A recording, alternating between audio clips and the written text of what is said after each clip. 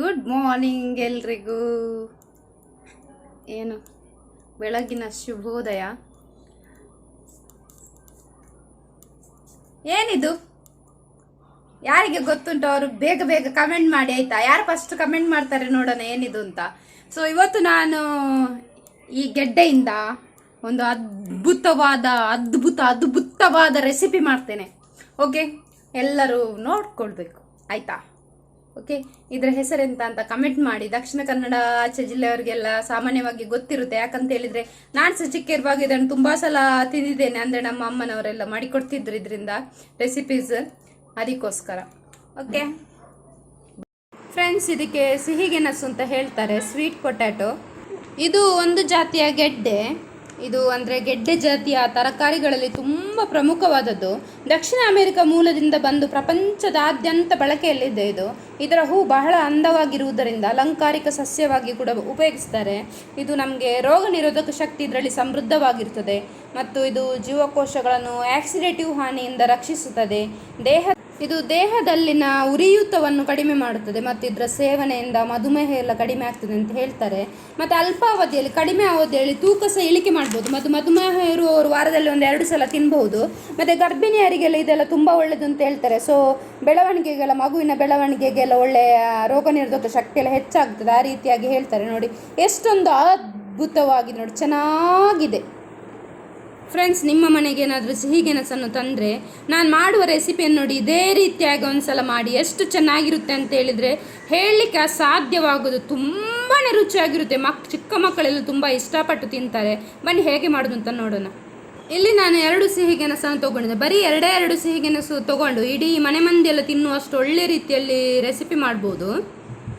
ಇದಕ್ಕೇನು ಜಾಸ್ತಿ ಇಂಗ್ರೀಡಿಯೆಂಟ್ಸ್ ಏನು ಬೇಡ. ನೋಡಿ, 1 ಈರುಳ್ಳಿ, ಒಂದು ಸ್ವಲ್ಪ ಬೆಳ್ಳುಳ್ಳಿ, ಮತ್ತು 2 ಕಾಯಿ ಮೆಣಸು, 2 ಸಿಹಿಗೆಣಸು. ಸಿಪ್ಪೆ ತೆಗೆದು ತೊಗೊಂಡಿದ್ದೇನೆ. ಯಾಕಂತ ಹೇಳಿದರೆ ಸಿಪ್ಪೆ ತೆಗೆದ್ರೆ ತುಂಬಾ ಒಳ್ಳೆಯದು.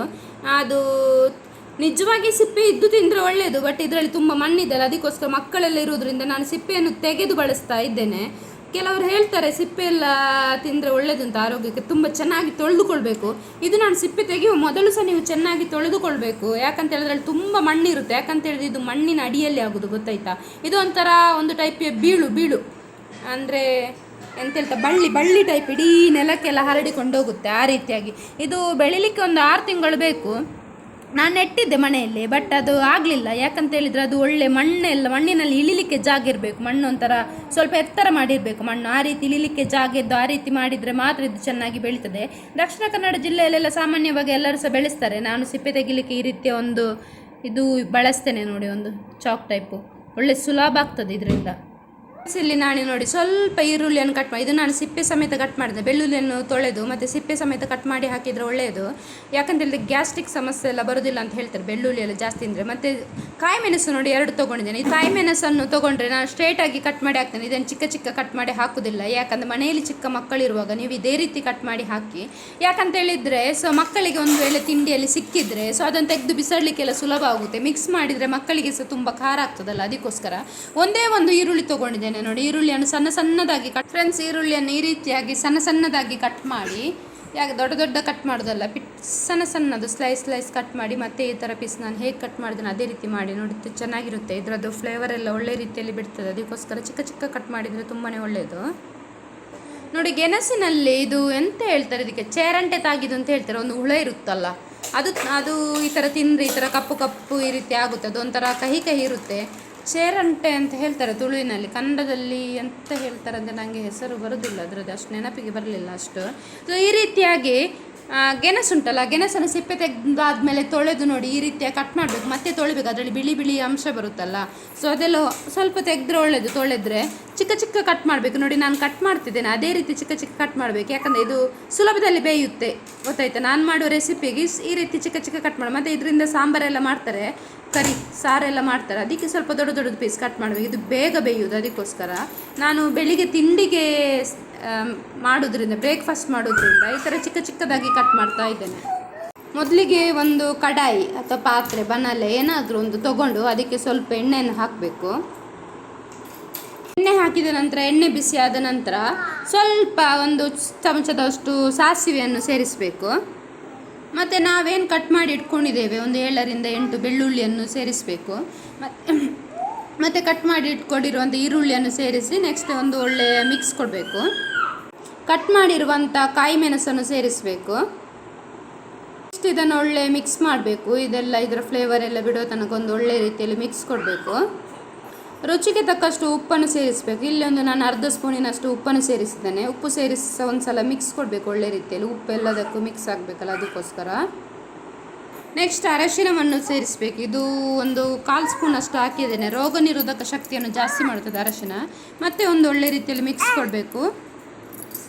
ನಾನಿಲ್ಲಿ ಸ್ವಲ್ಪ ಶುದ್ಧ ತುಪ್ಪವನ್ನು ಬಳಸ್ತಾ ಇದ್ದೇನೆ. ಯಾಕಂತ ಹೇಳಿದ್ರೆ ಒಂದು ಒಳ್ಳೆ ಪರಿಮಳ ಬರಲಿ ಅಂತ. ಮತ್ತು ಮಕ್ಕಳೆಲ್ಲ ತಿನ್ನೋದ್ರಿಂದ ಡೈರೆಕ್ಟ್ ತುಪ್ಪ ಕೊಟ್ಟರೆ ಅವರು ತಿನ್ನೋದಿಲ್ಲಲ್ಲ. ಈ ರೀತಿ ಆಹಾರ ಪದಾರ್ಥಗಳಿಗೆ ಹಾಕಿ ಕೊಟ್ಟರೆ ತಿಂದದು ಗೊತ್ತಾಗೋದಿಲ್ಲಲ್ಲ, ಅದಕ್ಕೋಸ್ಕರ ನಾನು ತುಪ್ಪವನ್ನು ಸೇರಿಸ್ತಾ ಇದ್ದೇನೆ ಸ್ವಲ್ಪ. ನೆಕ್ಸ್ಟ್ ನೋಡಿ, ಇಲ್ಲಿ ನಾನು ಕಟ್ ಮಾಡಿರುವಂಥ ಚಿಕ್ಕ ಕಟ್ ಮಾಡಿರುವಂಥ ಗೆಣಸನ್ನು ಸೇರಿಸ್ತಾ ಇದ್ದೇನೆ. ಸೊ ನೋಡಿ ಎಷ್ಟು ಚೆನ್ನಾಗಿ ಚಿಕ್ಕ ಕಟ್ ಮಾಡಿದ್ದೇನೆ. ಎಲ್ಲ ಒಂದೇ ರೀತಿಯಾಗಿ ಕಾಣ್ತಾ ಇದೆ ಎಲ್ಲ. ಸೊ ಇದು ಗೆಣಸನ್ನು ಹಾಕಿ ಮತ್ತೆ ಒಂದು ಒಳ್ಳೆ ರೀತಿಯಲ್ಲಿ ಮಿಕ್ಸ್ ಕೊಡಬೇಕು. 2 ಗೆಣಸಾಗಿರೋದ್ರಿಂದ ನೋಡಿ ಅಷ್ಟಾಗಿದೆ ನನಗೆ. ಫ್ರೆಂಡ್ಸ್ ನೋಡ್ತಾ ಇದ್ರಲ್ಲ, ನೋಡುವಾಗಲೇ ಎಷ್ಟು ಅದ್ಭುತವಾಗಿ ಕಾಣುತ್ತೆ ನೋಡಿ. ಅರಶಿನ ಎಲ್ಲ ಮಿಕ್ಸ್ ಆಗಿದೆ ನೋಡಿ. ನೆಕ್ಸ್ಟ್ ಅದು ಗೆಣಸು ಬೇಯಲಿಕ್ಕೆ, ಗೆಡ್ಡೆ ಗೆಣಸಲ್ಲ, ಗೆಡ್ಡೆ ಗೆಣಸಂತೆ ಅದು ಬೇಯಲಿಕ್ಕೆ ಸ್ವಲ್ಪ ನೀರು ಹಾಕಬೇಕು. ಅದೆಷ್ಟು ಬೇಯಲಿಕ್ಕೆ ಬೇಕಷ್ಟು ಒಂದು 2-3 ಲೋಟದಷ್ಟು ಇಲ್ಲದ್ರೆ 4 ಲೋಟದಷ್ಟು ಹಾಕಿದ್ರೆ ಆಯಿತು. ಸೊ ಇದು ಬೇರೆ ಟೈಪ್ ಸಹ ಮಾಡ್ಬೋದು. ಇದನ್ನು ಗೆಣಸನ್ನು ಫಸ್ಟಿಗೆ ಬೇಯಿಸಿ ಅದರ ನೀರನ್ನು ಬಸಿದು ನೆಕ್ಸ್ಟ್ ಈ ರೀತಿ ಉಪ್ಕರಿ ಮಾಡ್ಬೋದು. ಇಲ್ಲದಿದ್ದರೆ ಈ ರೀತಿಯಾಗಿ ಮತ್ತೆ ನೀರನ್ನು ಆ್ಯಡ್ ಮಾಡಿ ಅದರಲ್ಲೇ ನೀರು ಆವಿ ಆಗುವ ಹಾಗೆ ಕೂಡ ಮಾಡ್ಬೋದು. ನೆಕ್ಸ್ಟ್ ಒಂದು ಮುಚ್ಚಳ ಹಾಕಿ ಬೇಯಲಿಕ್ಕೆ ಇಡೋದು. ಫ್ರೆಂಡ್ಸ್ ಇಲ್ಲಿ ನೋಡಿ, ನಾನೊಂದು ಮುಚ್ಚಳವನ್ನು ಇಟ್ಟು ಬೇಯಲಿಕ್ಕೆ ಇಡ್ತೇನೆ. ಇದು ಬೇಯಲಿಕ್ಕೆ ಒಂದು 5-10 ನಿಮಿಷ ಬೇಕಾಗ್ಬೋದು ಗೆಡ್ಡೆ ಗೆಣಸು ಬೇಯಲಿಕ್ಕೆ. ನೋಡಿ ಇಲ್ಲಿ ಕುದಿದೆ, ಹೇಗೆ ಕುದಿತಾ ಇದೆ ಅಂತ. ಸಾಧಾರಣವಾಗಿ 3/4 ಅಂಶ ಬೆಂದ ನಂತರ ಇದಕ್ಕೆ ತುರಿದಿರುವಂಥ ತೆಂಗಿನಕಾಯಿಯನ್ನು ಸೇರಿಸಬೇಕು. ತೆಂಗಿನಕಾಯಿಯನ್ನು ಇಲ್ಲಿ ನಾನು 1/4 ಗಡಿಯಷ್ಟು ಬಳಸಿದ್ದೇನೆ. ತೆಂಗಿನಕಾಯಿ ಒಡೆಯುವಾಗ ಅರ್ಧ ಗಡಿ ಅಂತ ಹೇಳ್ತಾರಲ್ಲ, ಅದರಲ್ಲಿ 1/4 ಗಡಿಯಷ್ಟು ಮಾತ್ರ ಬಳಸಿದ್ದೇನೆ. ನೆಕ್ಸ್ಟ್ ಒಂದು ಒಳ್ಳೆ ರೀತಿಯಲ್ಲಿ ಮಿಕ್ಸ್ ಕೊಡಬೇಕು. ಕೊಟ್ಟು ಮತ್ತೆ ನಾವು ಮುಚ್ಚಳನಿಟ್ಟು ಮತ್ತೆ ಬೇಯಿಸ್ಕೊಳ್ಬೇಕು ಸ್ವಲ್ಪ. ನೋಡಿ ಫ್ರೆಂಡ್ಸ್, ಬೆಂದ ನಂತರ ಎಷ್ಟು ಚೆನ್ನಾಗಿ ರೆಡಿಯಾಗಿದೆ ಅಂತ. ನೋಡುವಾಗ ಎಷ್ಟು ಅದ್ಭುತವಾಗಿದೆ ನೋಡಿ. ನೋಡಿ ನಾನು ಪ್ಲೇಟಿಗೆ ಸರ್ವ್ ಮಾಡ್ತಿದ್ದೇನೆ. ಇದು ಪ್ಲೇಟ್ ತೆಂಗಿನಕಾಯಿ ನಾನು ತುರಿದು ಇಟ್ಕೊಂಡಿದ್ದೆಲ್ಲ ಅದೇ ಪ್ಲೇಟ್, ಅದಕ್ಕೋಸ್ಕರ ನಾನು ಅದನ್ನು ತೊಳಿಲಿಲ್ಲ. ಅದರಲ್ಲಿ ತೆಂಗಿನಕಾಯಿ ಇದೆ. ಫ್ರೆಂಡ್ಸ್, ಮನೆಗೆ ಗೆಣಸು ತಂದರೆ ಮತ್ತೆ ಮತ್ತೆ ತಿನ್ಬೇಕೆಂದೆನಿಸುವ ಅದ್ಭುತವಾದ ರೆಸಿಪಿ ಅಂದರೆ ಇದೆ. ಓ ಮೈ ಗಾಡ್,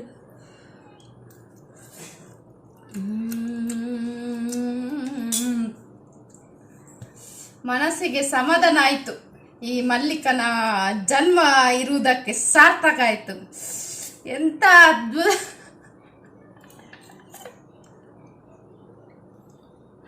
ಎಂತ ಅದ್ಭುತವಾದ ರುಚಿ ಗೊತ್ತಾ. ತುಂಬಾ ಚೆನ್ನಾಗಿದೆ ಆಯ್ತಾ. ನೀವು ಸಹ ಮನೆಯಲ್ಲಿ ನೋಡ್ಕೊಳ್ಳಿ, ಮಾಡ್ಕೊಳ್ಳಿ, ತಿನ್ಕೊಳ್ಳಿ. ಓಕೆ, ಬಿಸಿ ಇದೆ.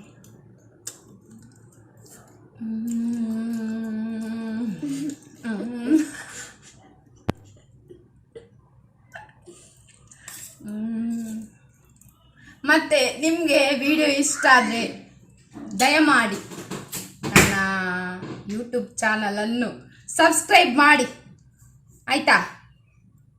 ಮತ್ತೆ ತುಂಬ ಇಷ್ಟ ಆದರೆ ಒಂದು ಲೈಕ್ ಕೊಡಿ. ಇನ್ನೂ ತುಂಬ ಇಷ್ಟ ಆದರೆ ಒಂದು ಕಮೆಂಟ್ ಮಾಡಿ ಹೇಗಾಗಿದೆ ಅಂತೇಳಿ. Okay, thank you for watching. ಇಲ್ಲಿ ನಮ್ಮ ರಾಣಿ ಸ್ವಲ್ಪ ಇಣುಕ್ತಿದ್ದಲ್ಲ, ಅದಕ್ಕೆ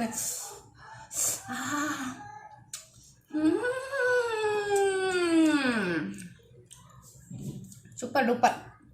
ನೀವು ಮನೆಯಲ್ಲಿ ಒಂದ್ಸಲ ಮಾಡ್ತೀನಿ ಗೊತ್ತಾಯ್ತಾ. ಮಲ್ಲಿಕ ಮಾಡಿದ ರೆಸಿಪಿನೇ ಮಾಡಿ ಹೇಗಾಗುತ್ತೆ ನೋಡಿ, ತಿಂದು ಕಮೆಂಟ್ ಮಾಡಿ ನನಗೆ. ಓಕೆ, ಬಾಯ್. ಇದೆ ತಿಂಡಿ ಎಷ್ಟು ಚೆನ್ನಾಗಾಗಿದೆ. ತುಂಬ ಇಷ್ಟ ಆಯ್ತಾ ತಂಗಿ? ಹೇಗಾಗಿದೆ? ನಿಜವಾಗ್ಲೂ ಚೆನ್ನಾಗಿ ಆಗಿದೆಯಾ? ನಿನ್ನ ಮನೆಯಲ್ಲಿ ತಿಂತಿದ್ಯಾ? ಇಲ್ಲ, ಆಂಟಿ ಮಾಡಿದ್ದು ತಿಂತಿದ್ಯಾ? ಆಂಟಿ ಮಾಡಿದ್ದು ಹೇಗಾಗಿದೆ? ತಿನ್ನುವ ಅಂತ ಅನಿಸುತ್ತಲ್ಲ. ನೋಡಿ ನನ್ನ ಮಗ್ಗ ಸಮೇತ ಎಷ್ಟು ಪ್ರೀತಿಯಿಂದ ಇಷ್ಟಪಟ್ಟು ತಿಂತಿದ್ದಾನೆ ಅಂತೇಳಿ. ಇದು ನಾನು ಆಗ ತಿನ್ನಲಿಕ್ಕೆ ಅಂತ ತಗೊಂಡಿರೋದು, ಅದನ್ನೇ ಅವನಿಗೆ ಕೊಟ್ಟಿದ್ದು. ಸುಮ್ಮನೆ ತಿಂತಿದ್ದಾನೆ ನೋಡಿ, ಎಷ್ಟು ಚೆನ್ನಾಗಿ ತಿಂತಿದ್ದಾನೆ ಗೊತ್ತಾಯ್ತಾ ಹೆಂಗೆ ಅಂತೇಳಿ. ಮಾಡ್ಲಿಕ್ಕೆ ಖಾಲಿ ಆಗಿದೆ ಫ್ರೆಂಡ್ಸ್. Thank you all.